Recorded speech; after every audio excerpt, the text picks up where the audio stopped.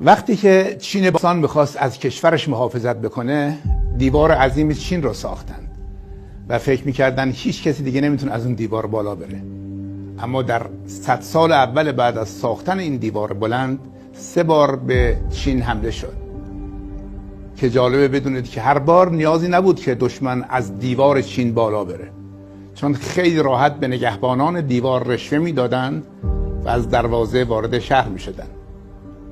چینی ها سخت مشغول ساختن دیوار بلندی بودند، ولی فراموش کردند که نگهبان امینی بسازند، چرا که ساختن یک انسان امین و مسئول خیلی مهمتر از ساختن یک بناست و این حقیقتیه که چینی ها از اون غافل بودند و متاسفانه ما هم تفاوت چندانی با چین باستان نداریم.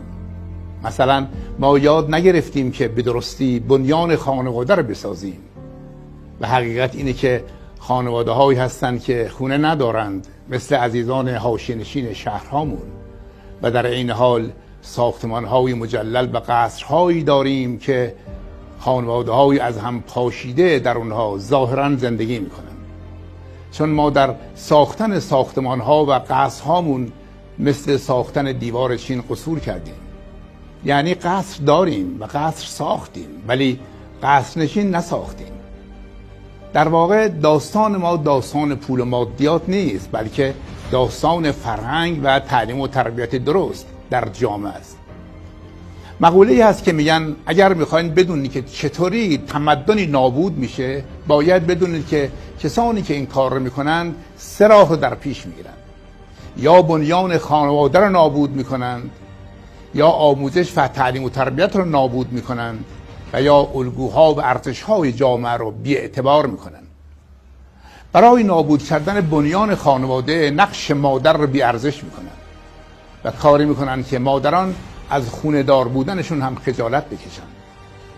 برای نابودی آموزش و تعلیم و تربیت اساتید رو هدف قرار میدن و اونها رو از چشم مردم میندازن و اهمیت اونها رو در جامعه کم میکنن و اونها رو بی‌ارزش جلوه میدن، تا جایی که اون اساتید در چشمان دانشجوهاشون تحقیر بشن و شاگرداشون اونها رو ترک کنن و برن.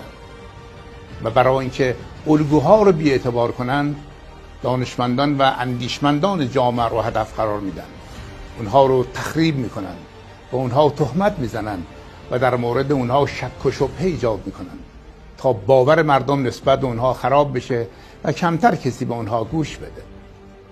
زیرا که اگر مادر مهربان و هوشیار از بین رفت و معلم دلسوز و وفادار در جامعه جایگاهی نداشت و الگوهای انسانساز سقوط کردند و بی‌ارزش شدند و از چشم‌ها افتادند، دیگه چه کسی میخواد ارزش‌ها رو در بین مردم جامعه تبلیغ کنه؟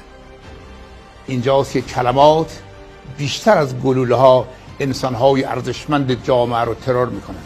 حالا سوال من از شما اینه که آیا چنین داستانی برای شما آشنا نیست؟ به شبکه‌های اجتماعی نگاه کنید تا عمق این فاجعه فرهنگی رو ببینید. بیسوادان در قرن حاضر کسانی نیستند که نمیتونن بخونن یا بنویسن، بلکه اونا کسانی هستند که نمیخوان انسانیت رو بیاموزن. لذا سفارش من به شما عزیزانم اینه که آموزش‌های کهنه خودتون رو دور بریزید و دوباره انسانیت رو و آیین درست زندگی کردن رو یاد بگیرید. دوستتون دارم.